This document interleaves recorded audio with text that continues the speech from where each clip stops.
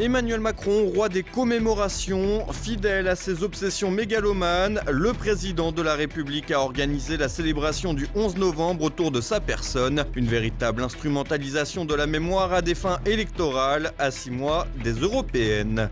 La marche de l'indépendance en Pologne couronnée d'un succès sans précédent. Alors que la manifestation des nationalistes a failli être interdite par le pouvoir, la mobilisation a battu tous les records. Le casse-tête d'Asia Bibi n'est pas terminé. Sollicité par une demande d'asile pour la chrétienne persécutée, la Grande-Bretagne n'a pas souhaité donner suite. Londres redoute des troubles à l'ordre public avec sa communauté pakistanaise. Madame, monsieur, bonsoir. Avec Emmanuel Macron, commémoration aura rimé avec récupération. Pour le centenaire de la Grande Guerre, le président français a mis les petits plats dans les grands. Malheureusement, l'hommage aux combattants français a souvent laissé la place aux ambitions politiciennes. Lancer la campagne des européennes sur le dos des poilus, il fallait y penser. Emmanuel Macron l'a fait.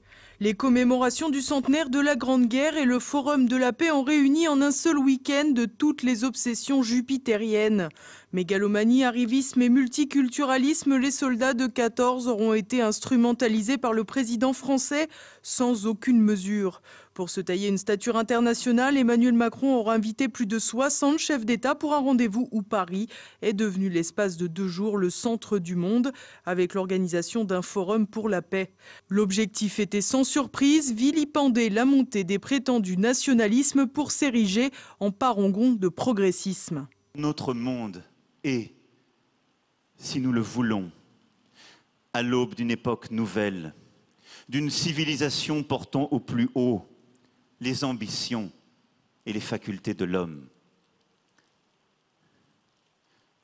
Ruiner cet espoir par fascination pour le repli, la violence et la domination serait une erreur dont les générations futures nous feraient à juste titre porter la responsabilité historique. Un discours perçu par certains comme une attaque envers le président américain, lequel fait du patriotisme économique un point d'orgue de sa politique. Il faut dire que les relations franco-américaines sont apparues passablement tendues cette fin de semaine. En effet, au-delà des démonstrations tactiles habituelles du président français, qui ne semble pas du goût de son homologue américain, c'est avant tout la déclaration en fin de semaine dernière au sujet d'une armée européenne qui a particulièrement déplu à Donald Trump, lequel a considéré que l'UE devrait surtout commencer par payer ce qu'elle devait à l'OTAN. Les commémorations du samedi se sont ensuite poursuivies avec l'annulation de la visite de Donald Trump au cimetière américain de Bois-Belleau dans l'Aisne, officiellement à cause des conditions climatiques. Parallèlement, Angela Merkel et Emmanuel Macron se sont retrouvés à Rotonde dans l'Oise où l'armistice avait été signé. L'occasion pour le président français de tenter d'imiter son aîné Mitterrand, acteur de la célèbre image de la main dans la main avec Helmut Kohl, son homologue allemand. La transposition à 2018 a donc été tentée avec un joug contre joug aussi improvisé que confus. Quoi qu'il en soit, la proximité physique aura fonctionné au point qu'une dame de 101 ans présente pour la cérémonie a confondu ensuite la chancelière allemande avec Brigitte Macron. De quoi mettre les actions LVMH en berne. Le dimanche, ni Donald Trump ni Vladimir Poutine n'auront foulé du pied les Champs-Élysées. Le premier s'est en effet rendu avec son épouse au pied de l'Arc de Triomphe avec sa limousine ultra sécurisée. Des mesures de précaution qui n'auront pas empêché les Femen de faire leur spectacle habituel. Du côté de Vladimir Poutine, pas de Femen, mais une arrivée au dernier moment aussi pour éviter le maximum de risques. Ils seront toutefois arrivés à temps pour profiter de l'interlude musicale rendant hommage aux troupes coloniales.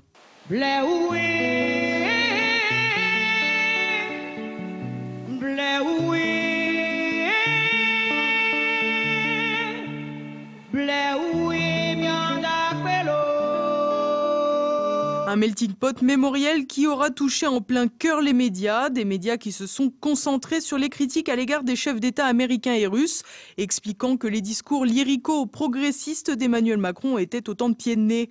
Pour autant, peu de journalistes se sont émus de la présence autrement plus dérangeante d'autres personnalités officielles. C'était notamment le cas du président de la dite République du Kosovo, Hashim Thaçi. Le colonel Hogar, qui commandait les forces spéciales françaises pendant la guerre en Serbie, était l'invité du samedi politique. Il nous a dit son indignation. Quand vous pensez que Hashim Thaçi, qui est un chef mafieux, terroriste, dont le surnom est flatteur, le serpent, depuis bientôt 30 ans.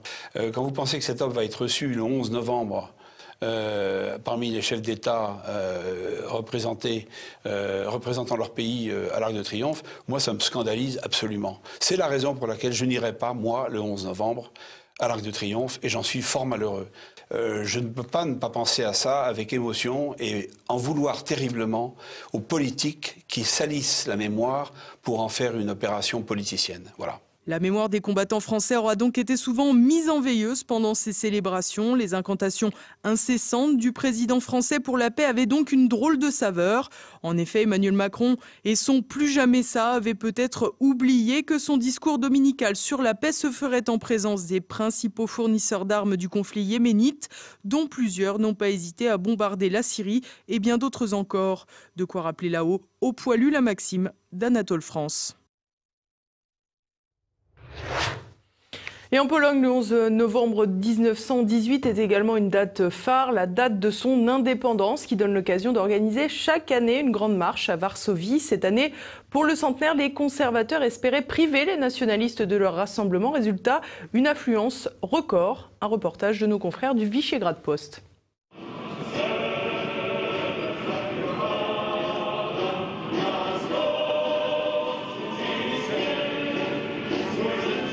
Alors, les commémorations du centenaire de l'indépendance, aujourd'hui, ça a commencé par une magnifique messe au temple de la Providence divine avec le président Duda et l'archevêque de Varsovie.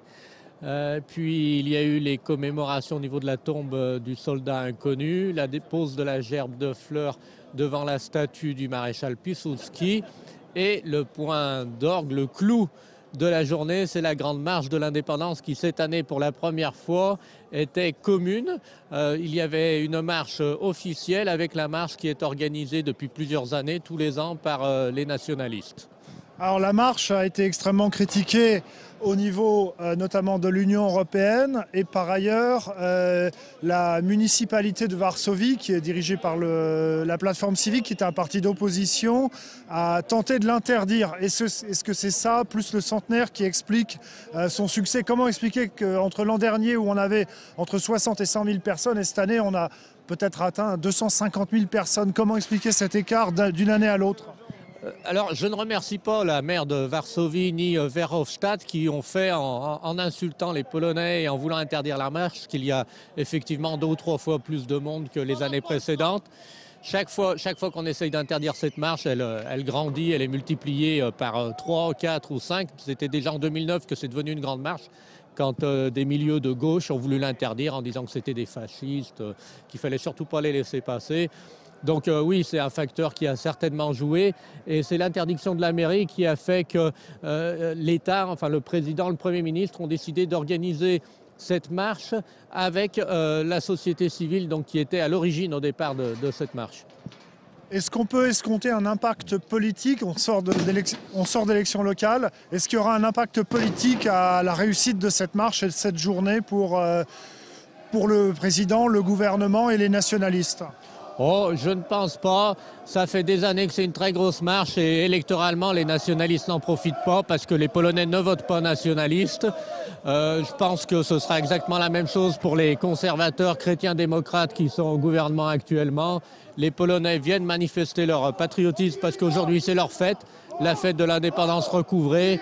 Et après, ils voteront comme ils votaient jusqu'ici. Asia Bibi n'ira pas au Royaume-Uni. Alors que la chrétienne pakistanaise y a demandé l'asile dans plusieurs pays, Londres ne souhaite pas répondre favorablement du fait des risques de troubles de communautarisme islamiste. Un épisode qui illustre les difficultés du modèle multiculturel britannique. Olivier Frère-Jacques.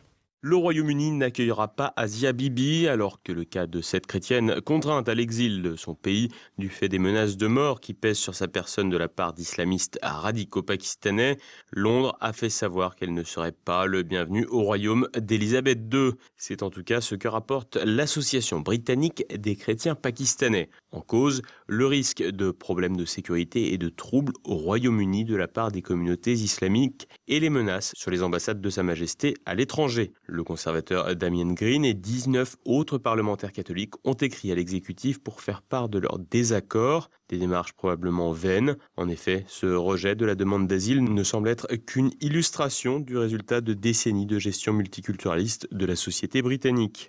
Le modèle britannique se caractérise par des accommodements très larges aux communautés, ce qui en principe l'oppose au modèle français qui se veut être celui de l'universalisme républicain basé sur le principe de laïcité. Ainsi, les communautés peuvent revendiquer des particularités et des moyens propres de règlement des conflits. C'est ce qui explique la présence de tribunaux islamiques sur le sol anglais, des tribunaux qui appliquent la charia aux frais des justiciables. Revers de la médaille de ce modèle de société où cohabitent différents groupes ethnoculturels, l'absence totale de cohésion, voire même l'opposition entre les différents membres. Ainsi, les provocations des islamistes sunnites sont légion. Ceux-ci n'hésitent pas à aller pratiquer leurs rituels religieux dans les jardins publics connés et à la barbe de tous. Ces derniers refusent en revanche de se soumettre aux lois du pays une fois que la police entend les contrôler. But one that's regularly adopted by extremists, including ISIS. That you may have had someone had an ISIS-looking flag on them. What's an ISIS flag? Unless someone's hiding in their trousers, then we don't have that. Some details on you. We'd like to speak to you. And No, just gain your I personal don't think so. details. There's no personal details being given. No. Behave, don't touch me. Don't Stop touch for a me. minute. I'm under arrest. You're detained. Detained for what? You're Are you detained. insane? Search for what, face? Search for what? Why are you touching him for? What offence? What What detained? What purpose of search? Why? We've received information. Why? That I'm talking to you. Listen. Why? Don't talk over me. Listen. Who gave you the information? A member of public. Which member of has public? You're called- lying! You're lying! Un épisode comme on connaît régulièrement le pays depuis plusieurs années. Face à cette montée des extrémismes dans les communautés musulmanes britanniques, un début de réaction a semblé voir le jour après les attentats qui frappèrent Londres en 2017. Nous ne devons plus vivre comme des communautés fermées et séparées, mais comme un royaume réellement uni. Une prise de conscience du Premier ministre Theresa May bien tardive et qui n'a pas été suivie d'actes concrets pour le moment, mais qui pourrait mener le pays à quitter progressivement son modèle multiculturaliste. Un changement de cap qui ne serait pas sans difficulté. Le Royaume-Uni pratique le multiculturalisme au niveau municipal depuis plus de 4 décennies et a érigé ce modèle au niveau national au début du siècle. Et à présent, c'est le moment de l'actualité en bref avec Thibaut Bastide. Nouvelle agression de professeur. Vendredi, à Bezons, dans le Val d'Oise, un élève de 16 ans a frappé et étranglé son professeur de mathématiques. Selon l'enquête, les autres élèves présents seraient intervenus pour les séparer et maîtriser leurs petits camarades. Le lycéen a été présenté à un juge des enfants et placé sous contrôle judiciaire, puis mis en examen pour violence aggravée. Cette nouvelle affaire intervient 3 semaines après la publication sur Internet d'une vidéo montrant l'agression d'un professeur par l'un de ses élèves avec une arme factice à Créteil.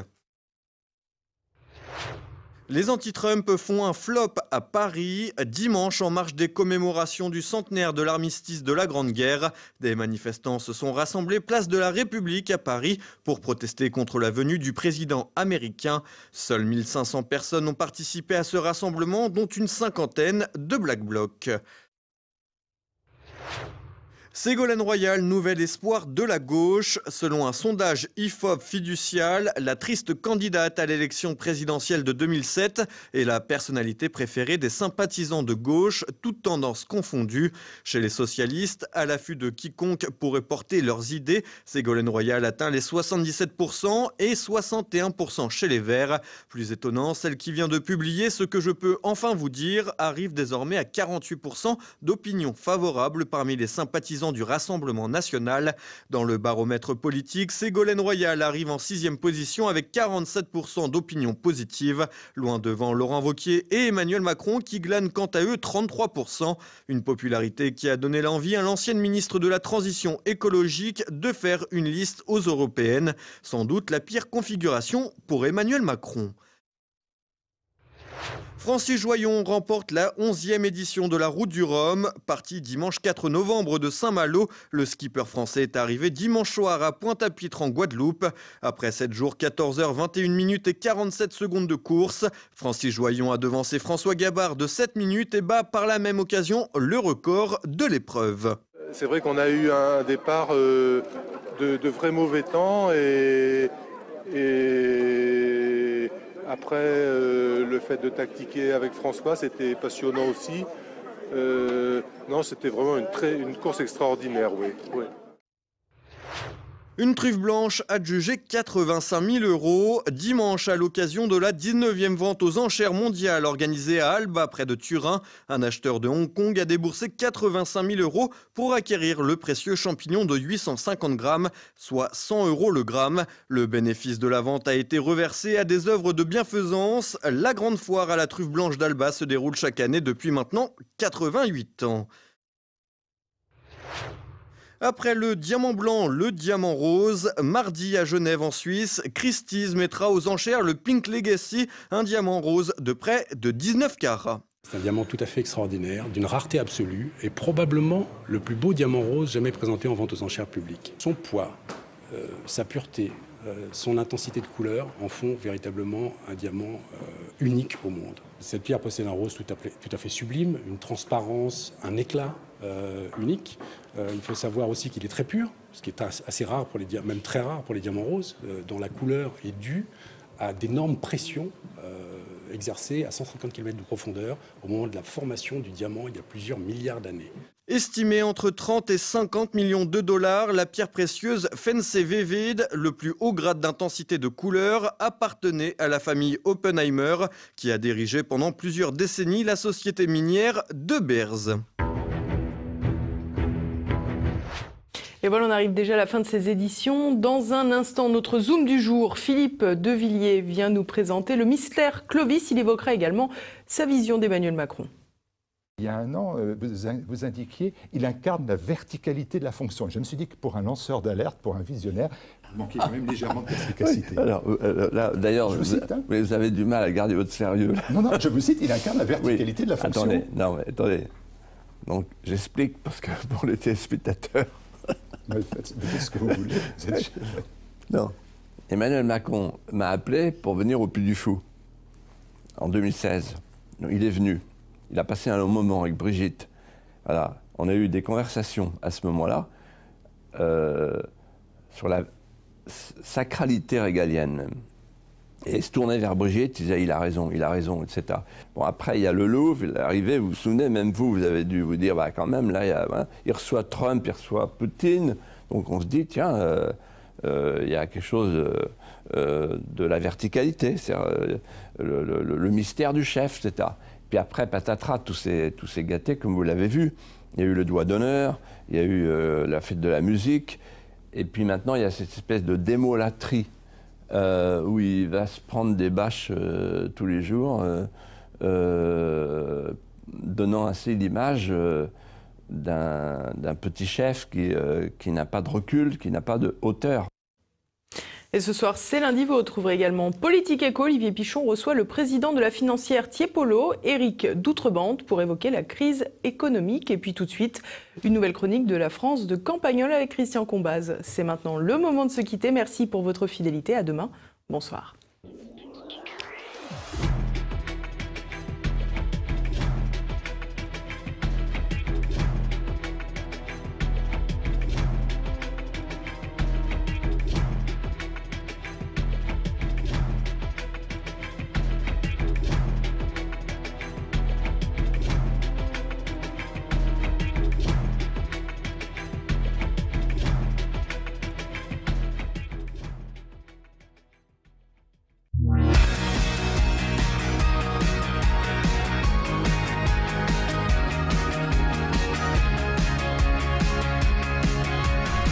Pour une fois, je vais citer un vrai nom, qu'on n'oublie pas d'ailleurs, celui d'une vieille dame d'ici de Campagnol, qui habitait à 30 km de chez nous, et qui s'appelait Georgette Mouton. Je cite son nom parce qu'elle est morte il y a longtemps déjà, et parce que j'ai cité aussi ce nom il y a 18 ans, quand elle m'a inspiré un livre.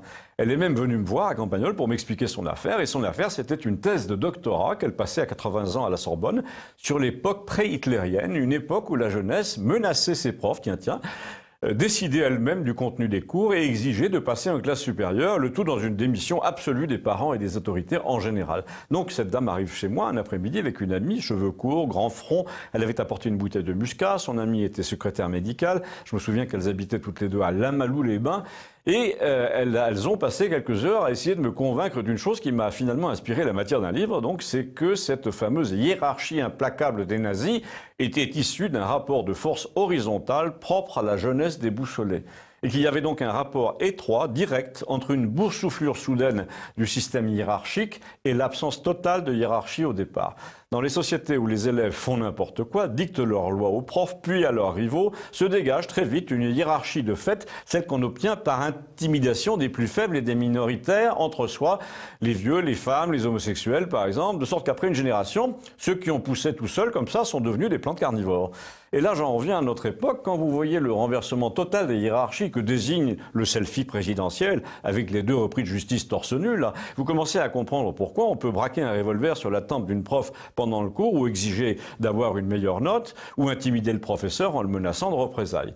Mais la leçon la plus frappante de toute cette agitation récente à propos de l'épisode lui-même très frappant de la prof avec un flingue sur la tempe, vous la trouvez dans ce qu'on appelle les réseaux sociaux. Les chaînes de la TNT vous disent triomphal, la parole se libère, un mot d'ordre circule, c'est pas de vague. Il y a un hashtag sous ce nom. Sous cette expression, donc, se rassemblent, paraît-il, ceux qui ont quelque chose à dire sur le sujet. Les profs agressés commencent à parler, on se croirait en pleine furie, balance ton pas, au MeToo, etc. Mais quand vous regardez de plus près ces colonnes entières de témoignages accablants, selon lesquels une prof de maths se fait traiter de pute, un autre se fait cracher dessus, un autre menacé d'une expédition punitive à son domicile, la seule chose qui saute aux yeux, c'est que ce sont d'abord ce sont des femmes, hein, les 3/4 du temps, et ensuite, la deuxième chose, c'est qu'aucune de ces paroles soi-disant libérées ne décrit jamais les agresseurs. On a l'impression qu'ils n'ont ni prénom, ni aspect physique, ni caractéristiques propres, communes, rien.